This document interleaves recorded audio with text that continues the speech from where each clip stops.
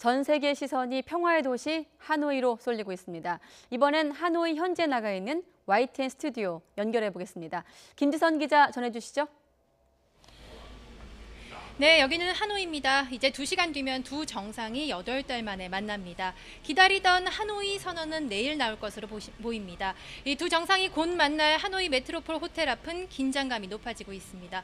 왕선택 통일외교 전문기자와 함께 자세한 얘기 나눠보겠습니다. 김 위원장, 하노이에 도착한 지 이틀째인데 역시 두문불출입니다. 그렇습니다. 협상 전략을 짜고 있겠죠? 물론입니다. 어제도 그랬고 오늘도 그랬고 다른 것 없이 이제 북미 정상회담 준비에 매진하고 있는 그런 모습을 보여주고 있습니다. 그야말로 이번 2차 북미 정상회담은 싱가포르 정상회담도 그랬지만 국가적으로 명운을 건 그런 기회라고 할 수 있습니다. 그리고 어떻게 보면은 김정은 위원장 권력의 정당성에도 이 결과에 따라서 영향을 미칠 수가 있습니다. 네. 그런 차원에서 굉장히 협상에 대한 관심, 협상 성공에 대한 강렬한 의지가 상당히 많이 반영되어 있는 그런 상황이다 이렇게 봐야 되겠습니다. 네. 현재까지 소화한 일정은요. 북한 대사관 방문 하나입니다. 열차로 4,500km를 달려온 만큼 최대한 홍보 효과를 노리고 좀 효율적인 동선을 짜지 않을까 싶었는데 역시 북미 회담에 집중하는 것 같습니다. 대신 수행단이 움직였습니다. 이 산업 시찰이 나섰는데 이 북한 매체가 그동안의 전례에 비춰볼 때 굉장히 발빠르게 보도를 하고 있어요. 내일이면은 북한 주민들도 이 소식을 좀 전해드릴 것 같은데 어떻습니까? 네, 그렇습니다. 이제 공식 수행단의 활동상은 물론이니와 이제 김정은 위원장이 베트남을 방문하고 또 북미 정상회담을 앞두고 있다라고 하는 이런 부분들을 대대적으로 보도하는 것은 사실은 북한 매체의 특성을 볼 때 이례적이라고 일단 봐야 되겠습니다. 그런데 요 사안 자체에서는 이례적이지만 최근 1, 2년 동안 북한 매체의 김정은 위원장에 대한 보도는 아주 세 가지의 강렬한 특징이 있습니다. 하나는 김정은 위원장이 애민 헌신하는 지도자다라고 하는 이미지를 만들어내기 위해서 굉장히 노력을 하는 그런 주제에 다 봉사하는 보도가 나온다는 것이고, 두 번째로는 경제 발전에 대해서 김정은 위원장이 얼마나 많은 관심이 있는가, 얼마나 많은 의지가 있는가 이런 것들을 강조를 하면서 북한의 고위 관료들과 당 관료들 그리고 주민들도 거기에 동참을 해서 북한을 경제 발전을 향한 총력전을 만들어내겠다라고 하는 이런 캠페인을 만들어내는 그런 상황이 크고요. 마지막으로 김정은 위원장이 비핵화라고 하는 결단을 내리고는 있지만 이것이 북한의 안보를 위하는 것은 아니다라고 하는 그런 논리를 굉장히 조심스럽고 어떻게 보면은 은밀한 방법으로 북한 매체에 지금 이제 전파가 되고 있습니다. 이런 것들은 어찌 보면은 북한에서 내부적으로 비핵화라면 혹시 미국의 침공에 노출이 돼서 나라가 위험해지는 게 아닌가라고 하는 그런 걱정이 일부 있을 수 있다. 네. 이런 부분들을 내부적으로 좀 감지하고 있는 게 아닌가 이런 생각이 들고요. 어쨌거나 이런 것들이 반영이 됐는지 최근에는 그런 안보 우려를 할 필요가 없다라고 하는 취지의 보도가 조금씩 나오고 있는데 양은 자체는 적지만 의미는 굉장히 큰 부분이라고 하겠습니다. 네. 트럼프 대통령도 베트남과의 양자회담을 마치고 숙소로 돌아간 지 이제 한 3시간 정도가 흘렀습니다. 역시 보고를 받고 김 위원장과의 회담 구상을 하고 있을 것 같습니다. 네, 그렇습니다. 트럼프 대통령 어제 밤 9시 한 15분쯤에 착륙을 했고 호텔에 도착한 것이 밤 10시가 넘은 현지 시각으로 밤 10시가 넘은 시각이어서 그야말로 제대로 된 보고를 못 받았습니다. 사실 그동안 이제 스티븐 비건 대북정책특별대표가 김혁철 북한 특별대표와 더불어서 5일 동안 연속으로 실무 협상을 했고 그 실무 협상의 결과 뭐 예를 들어서 협상 상황이라든가 상대방의 상황이라든가 가능한 시나리오 잠정 합의안이라든가 이런 것들을 시나리오별로 준비를 해서 보고를 해야 되는데 이런 보고를 제대로 할 시간이 없었습니다. 오전에 또 베트남과의 일정이 있었기 때문에 그래서 지금 바로 그것을 보고하는 그런 상황이 되고 이러한 보고를 받고 이제 트럼프 대통령이 비건 대표가 건의하는 몇 가지 사항 중에서 그러면 이쪽으로 한번 해보자. 이번은 이쪽으로 뭐 첫 번째 안을 하자, 두 번째 안을 하자 이런 식으로 결정을 하게 되면 그런 결정에 따라서 이제 정상회담에 트럼프 대통령이 김정은 위원장한테 하는 말이라든가 행동이라든가 현장에서 자신이 제시할 수 있는 여러 가지 카드들이 달라지는 것이죠. 네.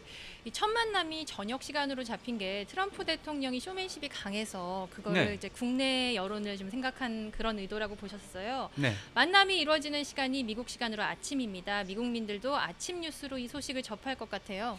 네, 그렇습니다. 사실은 이번에 27일, 28일 이틀 동안 북미 정상회담 일정이 잡혀서 사실은 그러면 첫날 이제 오후 한 4시쯤에는 정상회담이 시작이 되고 그래서 한 2시간 정도 회담을 하고 만찬을 하고 그다음에 다음날 아침에 종결 정상회담을 하고 이런 식으로 사실 예측을 했었는데 역시 트럼프 대통령은 국내 정치 차원에서 여론에 얼마나 많이 반영이 되겠는가 이런 부분에 굉장히 관심을 가진 것 같습니다.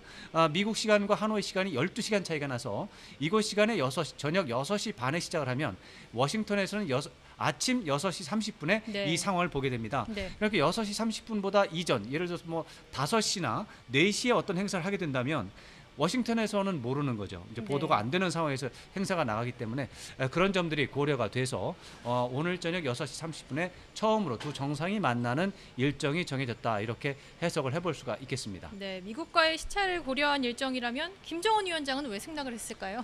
네. 김정은 위원장은 이제 트럼프 대통령과 달리 유일 지도 체제의 최고 통치자고 그러다 보니까 4시에 협상을 하든 5시에 협상을 하든 그 모습이 어떻게 나가든 그건 큰 차이가 없습니다. 보도기관을 통해서 가장 위대한 방식으로 가장 멋있는 방식으로 보도가 될 수밖에 없는 그런 상황이기 때문에 협상 자체에 전념할 수 있는 상황이 됩니다. 그렇지만 트럼프 대통령은 자유주의 국가고 트럼프 대통령을 강하게 비난하는 엄청나게 많은 주류 언론이 있습니다. 네. 이런 그 속에서 트럼프 대통령이 자기가 위대하다는 것을 증명해야 되기 때문에 좋은 시간대에 이벤트를 하는 것은 트럼프 대통령 입장에서는 매우 자연스럽고 합리적인 행동이 되겠습니다. 네, 이 비핵화와 북미 관계 개선 역사가 깊습니다. 여러 번의 시도가 있었지만 번번이 중단이 됐습니다.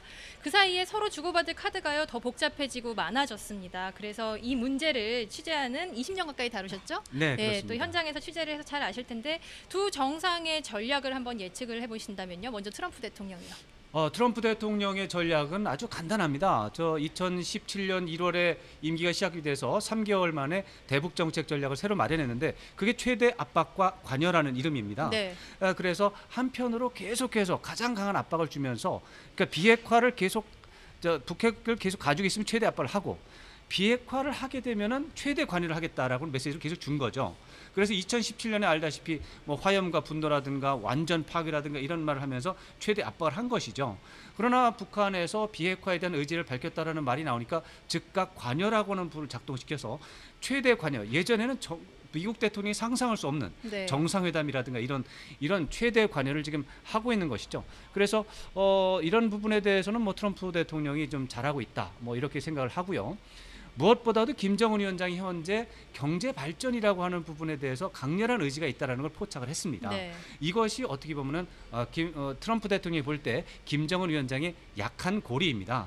경제 발전을 못하게 막아버리면 김정은 위원장이 불편하고 경제 발전 기회를 많이 주면 김정은 위원장이 협조할 것이다 라고 하는 이 공식을 알아낸 거죠. 그 공식에 따라서 트럼프 대통령은 정확하게 그 공식에 맞춰서 접근하고 있기 때문에 그리고 이것은 이제 스티븐 비건 대북정책 특별대표가 들어오면서 더욱더 선명해진 작전이 되겠습니다.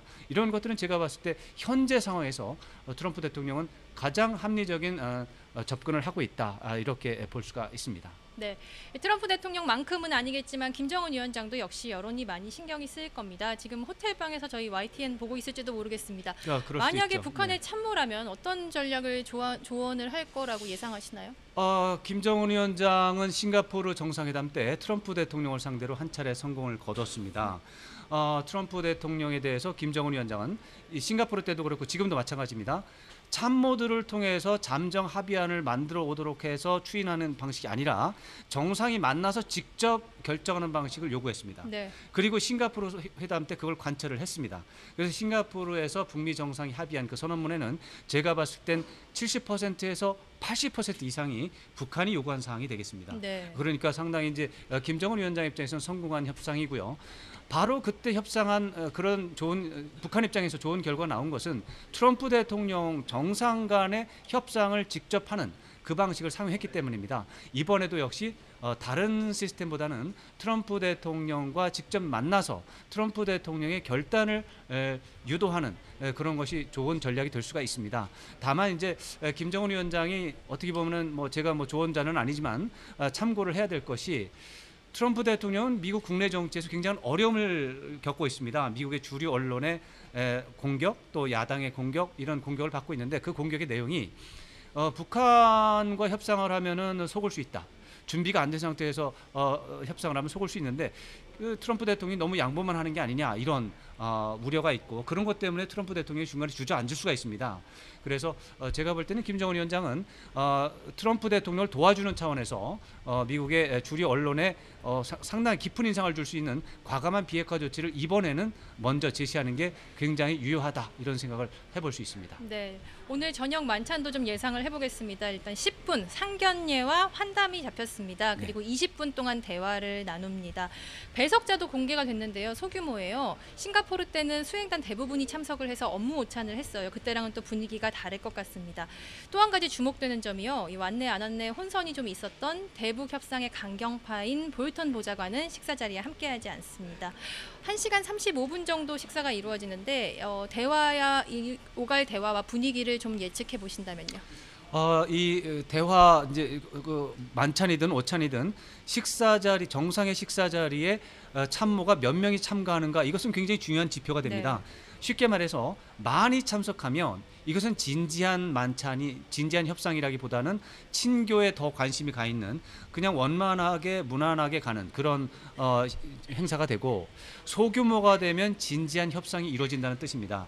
그리고 배석자가 업무와 관련해서 직접적으로 협상에 관련이 있는 사람이라면 이것은 그 자체로서 저녁 식사라고 하는 의미보다는 공식 회담이라는 의미가 커진다는 것이 되는 것이죠. 네. 그렇게 봤을 때 이번 만찬은 친교 만찬이라고는 이름이 붙었지만 이것은 제가 봤을 때 80% 90% 이상 업무 만찬으로 봐도 무방하다 이렇게 해석을 할 수가 있습니다. 네. 오늘 식사 장소 메트로폴 호텔입니다. 제가 방송 중간에 잠깐 다녀왔는데 정말 열기가 뜨겁습니다. 근데 당초 만남의 장소가요. 여기가 아니라 오페라 하우스였던 것 같아요. 저희가 베트남 주간 방송사에 이 영상을 수신을 받고 있는데 그 리스트에 보면은 두 정상이 함께 오페라 하우스에 가는 장면을 보내주겠다. 또 만약에 트럼프 대통령만 갈 경우에는 그것만 보내주겠다. 뭐 이런 게 나와서 트럼프 대통령의 공개된 일정과도 좀 다릅니다. 일단 계획과는 좀 달라진 것 같고요. 대신 상견례와 저녁 식사 모두 발언 정도는 들어올 것 같다는 생각이 듭니다. 내용도 궁금합니다. 어떤 내용이 오갈지 좀 생각하신 게 있나요? 조금 아까 말씀드린 것 중에 트럼프 대통령이 이 정상회담의 일정을 정하는 과정에서 미국 국내 여론에 어떻게 비치는가에 대한 관심을 많이 보였다. 저는 그렇게 해석을 하고 있고요. 그렇다면은 이번에 이제 저녁 시간이 크게 세 가지 부분으로 되어 있습니다. 6시 30분에 만나자마자 상견례 겸 환담이 있고 그 10분이 진행이 되고 20분 동안 단독 one-on-one 이제 컨버세이션이라고 이름이 붙었습니다. 대화, 그것이 이제 대화라는 이름이 붙었는데 단독 회담으로 볼 수도 있습니다. 많은 단독 회담이 30분 정도 하거든요. 그러니까 뭐 20분이라서 컨버세이션 대화라는 단어를 썼지만 단독 회담이라는 것도 사용을 했고 그 다음에 이제 만찬이 시작이 되는데 말씀드린 것처럼 미국의 그 유권자에 대한 노출이 굉장히 중요하다고 판단하는 것으로 보이기 때문에 어쩌면은 방송 노출을 좀 많이 하는 그런 쪽으로 좀 우리가 예상을 할 수 있다 이렇게 볼 수 있습니다. 네, 알겠습니다. 네, 두 정상 첫 만남 이후 8개월 동안 편지를 주고받으면서 친분을 쌓아왔습니다. 계획대로 오페라를 함께 본다면 두 정상이 한층 더 친해졌다고 볼 수도 있겠습니다. 하지만 같은 무대를 바라보는 오페라 공연보다 마주 앉아 하는 한 끼 저녁이 더 많은 대화를 할 수 있습니다. 결과를 기다려보겠습니다. 지금까지 하노이였습니다.